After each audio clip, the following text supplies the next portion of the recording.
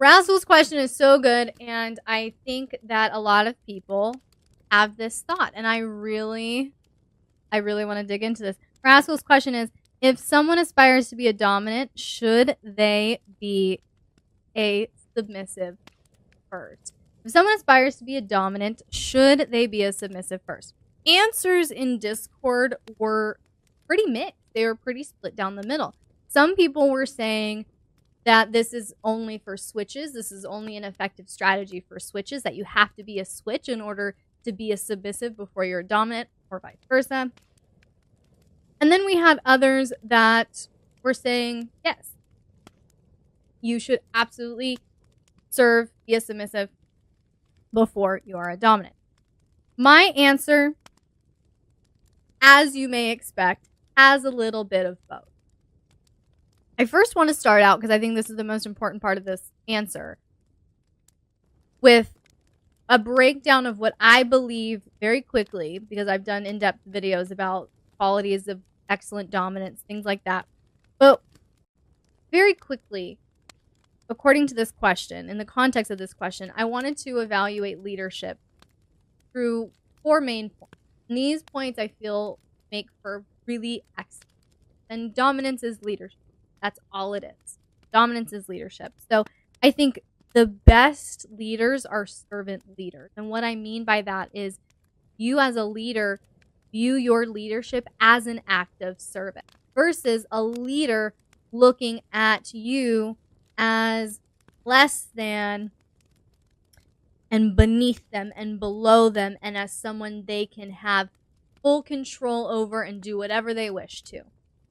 So for me, I think, yes, the best dominants know what it feels like to serve.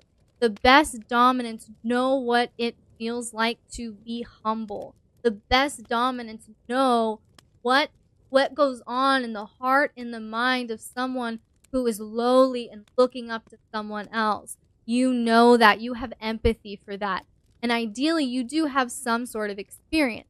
When you know that you are seen, you are invested in, someone cares about you, absolutely, that's where devotion is found.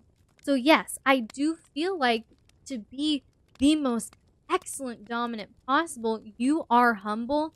You have a heart of a servant. You understand that when I'm leading my when I'm leading my submissive, my dominance is an act of service.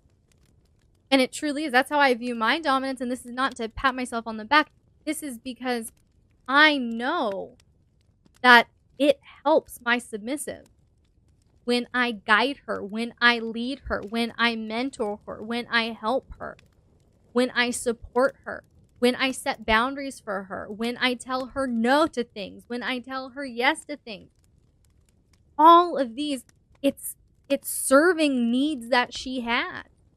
And it is a sacrifice for me. The sacrifice of my mental space. It's a sacrifice of my mental space.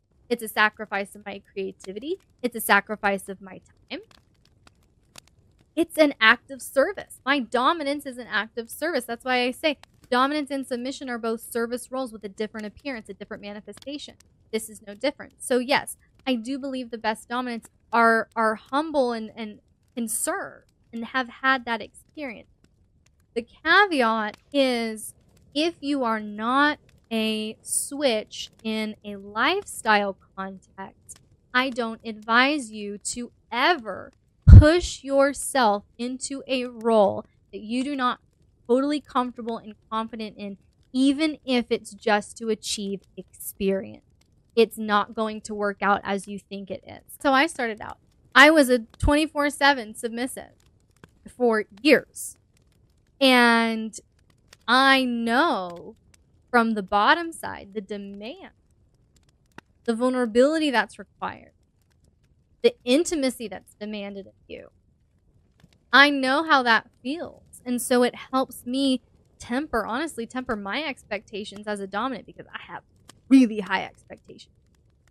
I have incredibly high expectations for myself, for my partner, for my business, for my platform, for everything, for my submissive, for anyone involved in my community that wants to help, that wants to be admin or a support role or administrate in some way for me, you better know my standards are really fucking high. And so me having that experience as a submissive, it really helps me temper my expectations.